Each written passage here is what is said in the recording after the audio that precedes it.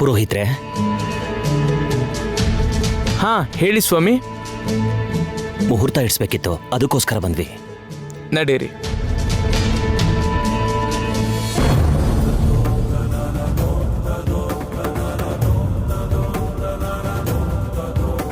ಹೇಳಿ. ಇದು ನನ್ನ ಮಗಳು ಜಾತಕ, ಇದು ಮದುವೆ ಆಗೋ ಹುಡುಗನ ಜಾತಕ. ಈ ಜಾತಕ ನೋಡಿ ಒಂದು ಒಳ್ಳೆ ಮುಹೂರ್ತ ಇಟ್ಕೊ. ಹಾಗೆ ಆಗಲಿ.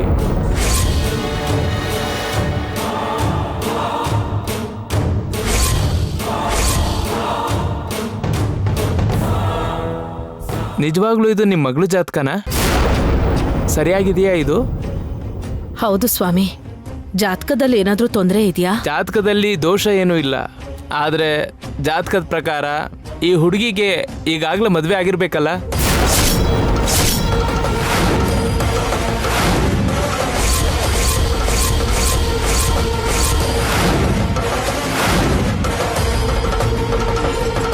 ಪುರೋಹಿತ್ರೆ, ಏನು ಹೇಳ್ತಾ ಇದ್ದೀರಾ? ನನ್ನ ಮಗಳಿಗೆ ಈಗ ತಾನೇ ಗಂಡನ್ ನೋಡಿದೀವಿ, ನಿಶ್ಚಯ ಕೂಡ ಮಾಡಿ ಮುಗಿಸಿದ್ದೀವಿ, ಇನ್ನ ಮದುವೆ ಆಗಿಲ್ಲ. ಈ ಜಾತಕದ ಪ್ರಕಾರ ಈ ಹುಡುಗಿಗೆ ಈಗಾಗಲೇ ಮದುವೆ ಆಗಿರ್ಬೇಕು ಸ್ವಾಮಿ, ಇದರಲ್ಲಿ ಯಾವುದೇ ರೀತಿ ಸಂದೇಹ ಬೇಡ.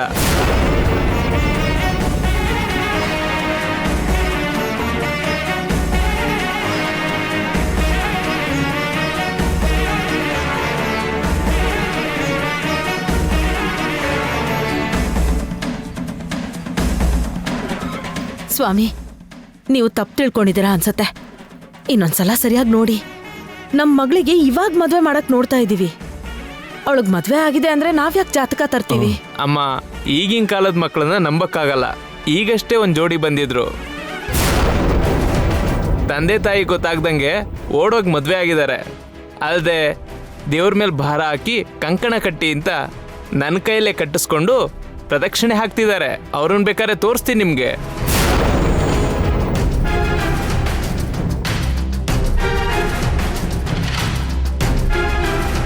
ತಂದೆ ತಾಯಿಗೆ ತಿಳಿದಂಗೆ ಮಕ್ಕಳು ತುಂಬ ಕೆಲಸ ಮಾಡ್ತಾರಮ್ಮ. ಒಂದ್ಸಲಿ ನಿಮ್ಮ ಮಗಳನ್ನ ಕೇಳಿ ತಿಳ್ಕೊಳ್ಳಿ. ನೋಡಿ ಪುರೋಹಿತ್ರೆ, ನನ್ನ ಮಕ್ಕಳನ್ನ ಹಾಗೆಲ್ಲ ಬೆಳೆಸಿಲ್ಲ. ನನ್ನ ಮಕ್ಕಳು ಇಂಥ ಕೆಲಸ ಮಾಡುವಂಥ ಮಕ್ಕಳಲ್ಲ.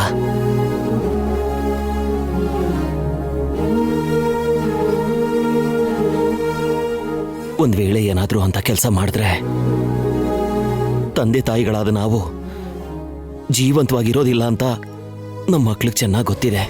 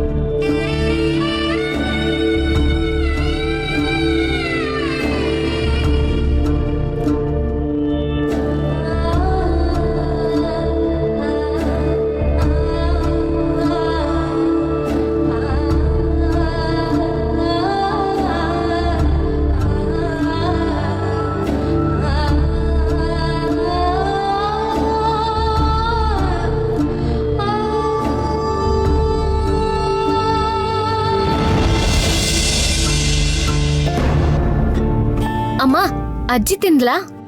ಹಾ, ಅವಳು ಅವಾಗ್ಲೇ ತಿಂದ್ಲು. 8 ಗಂಟೆಗೆ ತಿಂದು ಮಾತ್ರೆ ತಗೊಂಡ್ ಮಲ್ಕೊಂಡ್ಲು. ಇತ್ತೀಚೆಗೆ ಅವಳು ಜಾಸ್ತಿ ನಿದ್ದೆ ಕೆಡಲ್ಲ.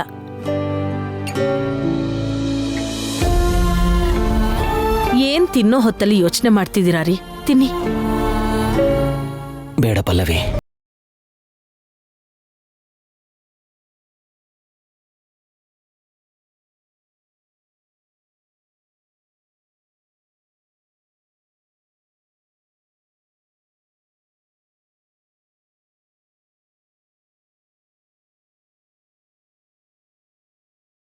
ಏನಂದ್ರಪ್ಪ? ಜಾತಕ ನೋಡಿ ನಮ್ ಪೂರ್ವಿಗೆ ಈಗಾಗ್ಲೇ ಮದ್ವೆ ಆಗಿರ್ಬೇಕು ಅಂತ ಹೇಳಿದ್ರಮ್ಮ. ಏನಪ್ಪ ಅವ್ರಿಗೇನಾದ್ರೂ ಹುಚ್ಚ? ಪೂರ್ವಿಗ್ ಮದ್ವೆ ಅಂದ್ರೆ ಏನರ್ಥ? ಅಯ್ಯೋ, ಅವ್ರೇನೋ ಹೇಳಿದ್ರು, ಅದಕ್ಕೂ ಇದಕ್ಕೂ ಏನ್ ಸಂಬಂಧ ಇದೆ? ಜಾತಕ ನೋಡಿದ್ರೆ ಕಣ್ ಮುಂದೆ ನಡ್ದಂಗೆ ಎಲ್ಲಾನು ಹೇಳಕ್ಕಾಗತ್ತಾ?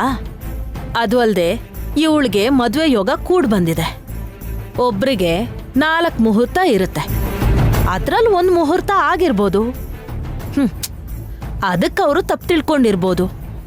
ಹೋಗ್ಲಿ ಬಿಡಿ, ನಾವು ಮುಹೂರ್ತನ ಇನ್ನೊಬ್ರು ಪುರೋಹಿತ್ರ ಹತ್ರ ಕೇಳಿ ಇಡ್ಸೋಣ. ಅವ್ರು ಸರಿಯಾಗಿ ಹೇಳಲಿಲ್ಲ ರೀ. ಏನೋ ಪೂರ್ವಿ, ನೀನ್ ಯಾಕಮ್ಮ ಹಾಗಿದ್ಯಾ? ಏನಿಲ್ಲ ಅಪ್ಪ. ಆ ಪುರೋಹಿತರು ಏನೋ ಹೇಳಿದ್ರು, ನನ್ನ ಮನಸ್ಸು ತಡೆಯೋದಿಕ್ಕಾಗ್ದೆ ನಾನು ಹೇಳ್ಬಿಟ್ಟೆ. ನೀನದನ್ನ ಮನ್ಸು ಕಚ್ಕೋಬೇಡಮ್ಮ. ನನಗೆ ಗೊತ್ತಮ್ಮ, ನನ್ನ ಮಕ್ಕಳು ಯಾವ ತಪ್ಪನ್ನು ಮಾಡಲ್ಲ ಅಂತ.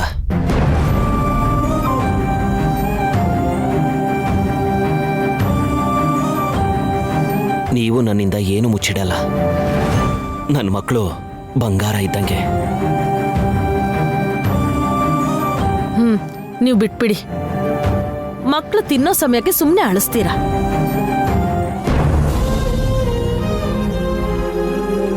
ಏಯ್, ಯಾಕೆ ನೀನ್ ಇದಕ್ಕೆಲ್ಲ ಕಣ್ಣೀರ್ ಹಾಕ್ತಿದ್ಯಾ? ತಿನ್ನು. ತಿನ್ನಮ್ಮ.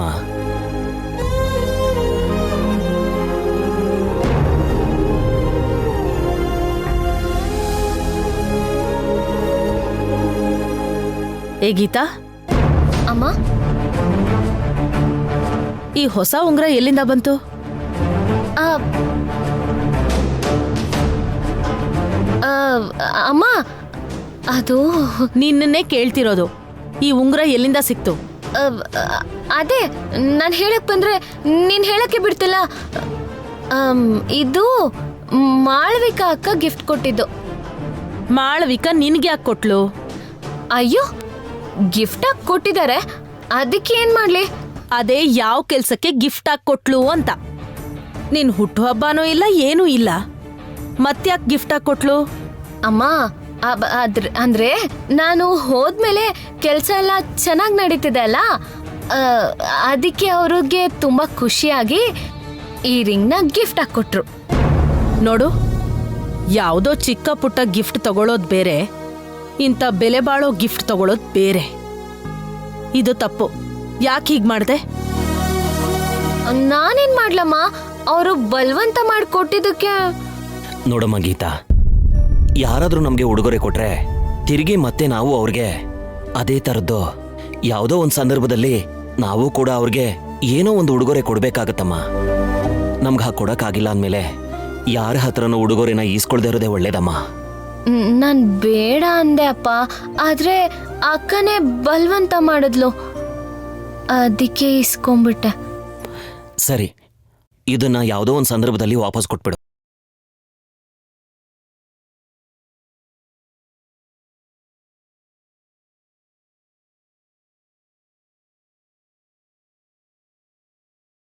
ಹೌದು, ಹೇಳೋದ್ ಮರ್ತ್ಬಿಟ್ಟೆ. ಆ ಮದ್ವೆ ಹೆಣ್ಣಿನ ಅಮ್ಮ ಇದಾರಲ್ಲ, ನಿರ್ಮಲಾ, ಅವರು ಫೋನ್ ಮಾಡಿದ್ರು. ನಾಳೆಯಿಂದಾನೇ ಮದ್ವೆ ಕೆಲ್ಸಗಳು ಶುರುವಾಗತ್ತೆ, ರಂಗೋಲಿ ಮೆಹಂದಿ ಎಲ್ಲ ಹಾಕ್ಬೇಕು, ಮರೀದೆ ಬಂದ್ಬಿಡಿ ಅಂತ ಹೇಳಿದ್ರು. ಅಮ್ಮ, ತುಂಬಾ ಕಷ್ಟ ಆಗ್ಬೋದು, ಬೇರೆಯವ್ರ ಕೈಲಿ ಮಾಡ್ಸಿದ್ರಾಯ್ತು ಬಿಡು. ಏನೇ ಬಂದಿರೋ ಕೆಲ್ಸನ ಬೇಡ ಅಂತೀಯಾ? ಪೂರ್ವಿ ಮದ್ವೆ ಇಟ್ಕೊಂಡಿದೀವಿ. ಈ 4 ದಿನ ಮದ್ವೆ ಕೆಲ್ಸ ಮಾಡಿದ್ರೆ ಅಷ್ಟೋ ಇಷ್ಟೋ ದುಡ್ಡು ಬಂದ್ಬಿಡುತ್ತೆ. ಅವಳಿಗೇನೋ ಮಾಡಿಸ್ಬಹುದು. ಏನೇ ಮಾಡಿದ್ರು ಅವಳ ಮದ್ವೆಗೆ ಹೆಲ್ಪ್ ಆಗುತ್ತಲ್ವಾ?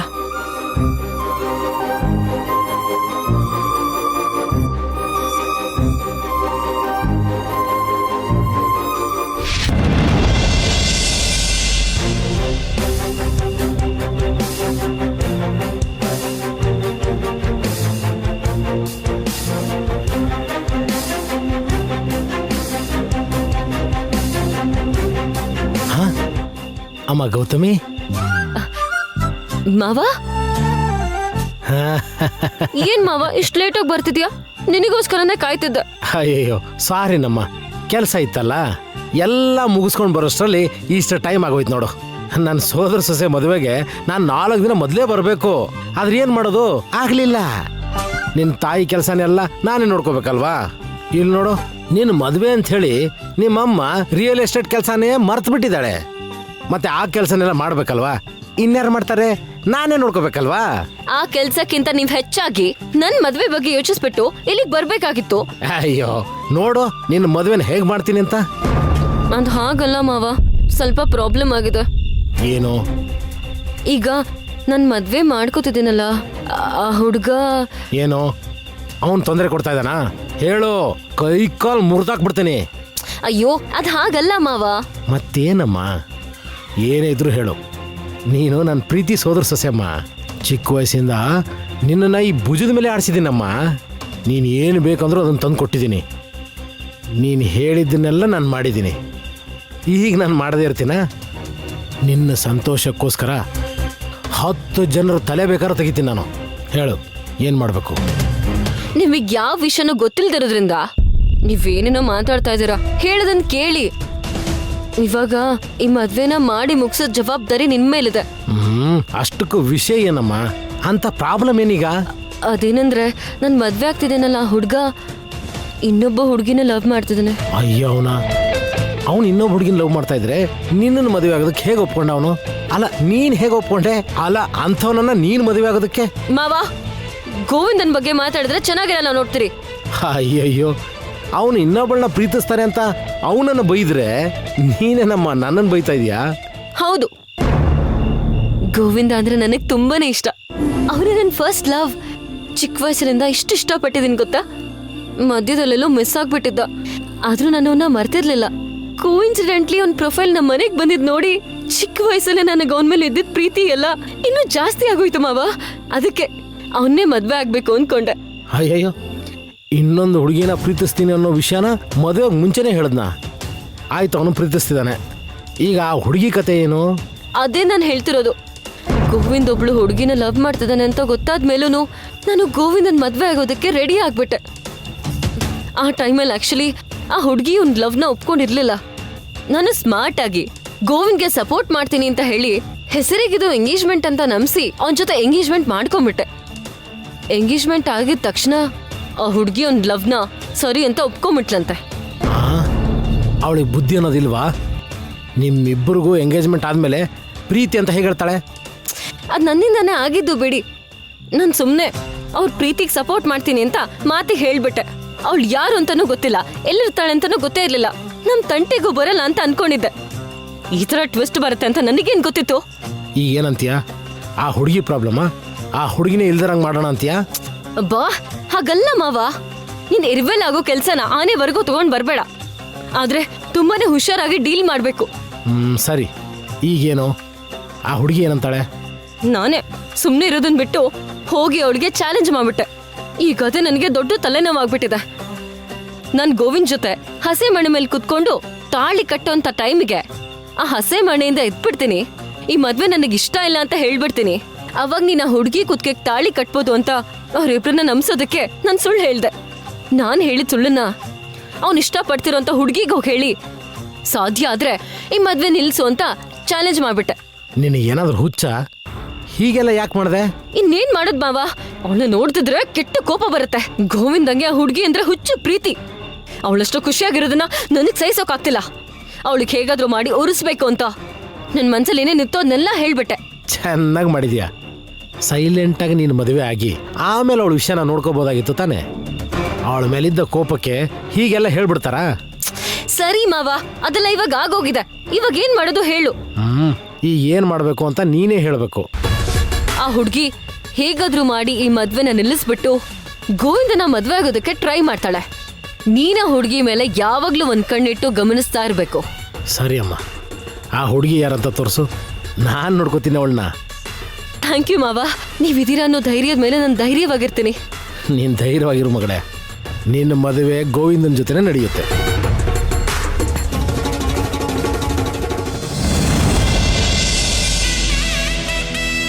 ಯಾಕಷ್ಟು ಸಾವಕಾಶ ನಡೆಯಕತ್ತೀರಿ? ಲಗುನ ಬಂದು ಅಲ್ಲಿಡ್ರಿ. ಜಲ್ದಿ ಕೆಲ್ಸ ಮಾಡ್ರಿ. ಮುಹೂರ್ತ ಮೀರೋಗಕ್ ಮುಂಚೆ ಶಾಸ್ತ್ರಕ್ಕೆಲ್ಲ ರೆಡಿ ಮಾಡ್ಬೇಕ. ಆಗೋಯ್ತದ್ಗೆ ಆಗೋಯ್ತು. ಪೂಜೆ ಜಾಗದಾಗ ರಂಗೋಲಿ ಹಾಕಿ ಎಲ್ಲ ರೆಡಿ ಮಾಡೋಣ ಬರ್ರಿ. ಎಷ್ಟು ಸಂತೋಷ ಆಕೈತಿ. ನನ್ನ ಮಗನ ಮದ್ವಿಗೆ ಎಲ್ಲ ನನ್ನ ಕೈಯಾರನ ಮಾಡಕತ್ತೀನಿ. ಲೈ ಶಾಸ್ತ್ರ ಎಲ್ಲ ಶುರು ಮಾಡ್ಕೊಂಡು ಅರ್ಶನ ಕೂಡ ಹಚ್ತಾ ಇದಾರಲ್ಲೋ. ಮದುವೆ ಕೆಲಸ ಎಲ್ಲ ಶುರು ಆಗಿದೆ. ಈ ಟೈಮ್ನಲ್ಲಿ ಈ ತರ ಮೀಟಿಂಗ್ಗಳೆಲ್ಲ ಬೇಕಾ? ಮದ್ವೆ ಕೆಲಸ ಆಗ್ಬೇಕೆ ಹೊರತು ಮದ್ವೆ ಮಾತ್ರ ಆಗ್ಬಾರ್ದು ಅಣ್ಣ.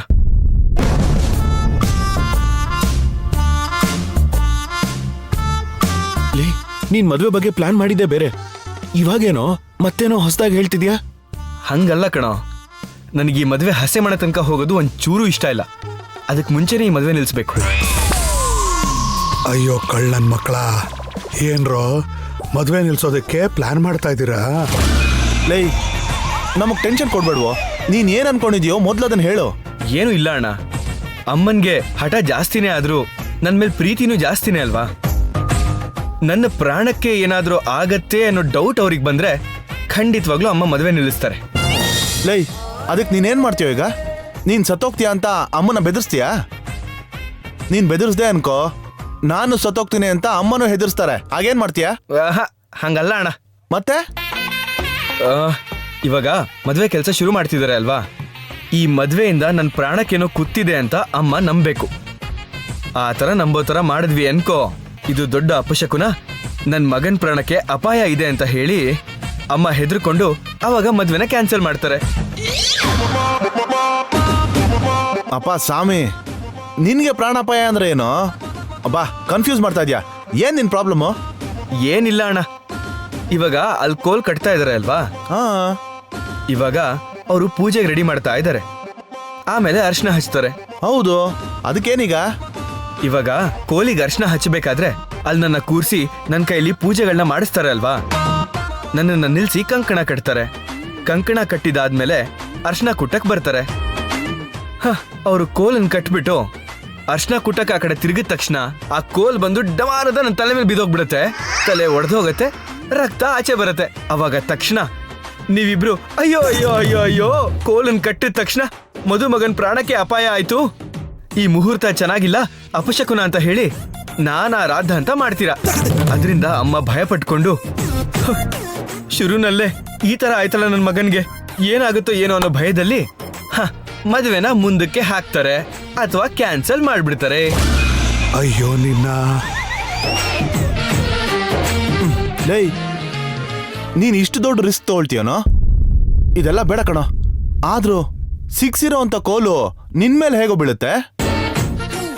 ಅಯ್ಯೋ ಅದ್ ಬೀಳುತ್ತೆ? ನೀವೇ ಯಾರಿಗೂ ಗೊತ್ತಾಗ್ದಂಗೆ ಅದನ್ನ ನೀಟಾಗಿ ನನ್ನ ತಲೆ ಮೇಲೆ ಬೀಳೋ ತರ ಮಾಡ್ಬೇಕು. ಲೀ ಇದೆಲ್ಲ ರಿಸ್ಕ್ ಕಣೋ ಸ್ವಾಮಿ, ತಲೆ ಮೇಲೆ ಬಿದ್ರೆ ಪ್ರಾಣ ಹೋಗ್ಬಿಡುತ್ತಷ್ಟೇ. ಏಯ್ ನಾನ್ ಸಾಯೋದಕ್ಕೆ ರೆಡಿ ಆಗಿದ್ದೀನೋ, ಇಷ್ಟು ರಿಸ್ಕ್ ತಗೊಳಕ್ಕಾಗಲ್ವಾ? ನನಗೇನು ಪ್ರಾಬ್ಲಮ್ ಇಲ್ಲ. ನನಗ್ ಬೇಕಾಗಿರೋದು ಈ ಮದ್ವೆ ನಿಲ್ಲದು ಮಾತ್ರ. ನಾನು ಹೇಳ್ದಂಗ್ ಮಾಡಿ. ಬೇಡ ಕಣೋ, ಇದೆಲ್ಲ ರಿಸ್ಕು. ನೋಡಿ ನನಗೆ ಈ ಮದ್ವೆ ನಿಲ್ಲದೆ ಮುಖ್ಯ. ಅದಕ್ಕೋಸ್ಕರ ಏನ್ ಮಾಡಿದ್ರು ಸರಿನೇ. ಹೋಗ್ಲಿ, ನೀವು ಮಾಡಲ್ಲ ಅಂದ್ರೆ ಹೇಳಿ, ನಾನೇ ಏನಾದ್ರು ಮಾಡ್ಕೋತೀನಿ. ಆಮೇಲೆ ಎಲ್ಲರೂ ಹತ್ಕೊಂಡ್ ಕೂತ್ಕೋತೀರಾ. ಲೈ ಬೇಡ ಬಿಡಪ್ಪ, ಆ ಥರ ಕೆಲಸ ಎಲ್ಲ ಮಾಡ್ಬಿಡ. ನಾವೇನ್ ಮಾಡ್ಬೇಕು ಅಂತ ಹೇಳು.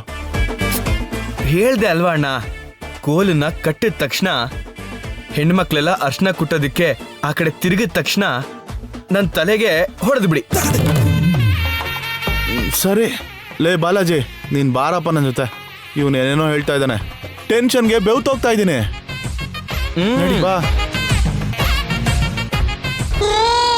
ಅಯ್ಯೋ ಕಿರಾತಕರ, ಮದುವೆ ನಿಲ್ಸೋದಕ್ಕೆ ಪ್ಲಾನ್ ಮಾಡ್ತಾ ಇದ್ದೀರಾ? ಅದನ್ನಾಗೋದಕ್ಕೆ ಬಿಡ್ತೀನನ್ರೋ ನಾನು. ಈಗಲೇ ಹೋಗಿ ವಿಷಯನ ಕನಕಲಕ್ಷ್ಮಿಗೆ ಹೇಳ್ಬಿಡ್ತೀನಿ.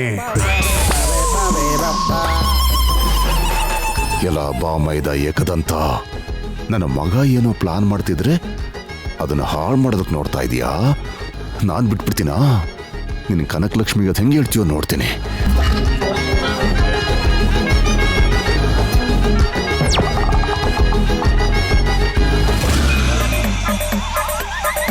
ಯಾರೋ ಯಾರೋ ಅದು ಯಾರೋ? ಯಾರೋ?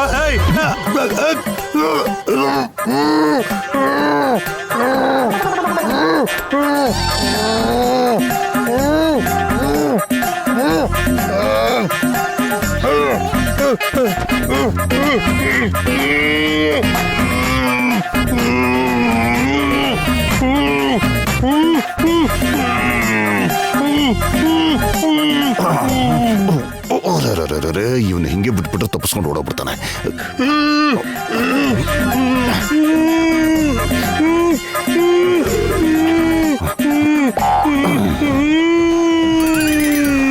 ಇನ್ನು ನೀ ಇಲ್ಲಿಂದ ಅಲ್ಲಾಡಕ್ಕಾಗಲ್ಲ, ಒಳಗಡೆನೇ ಇರು.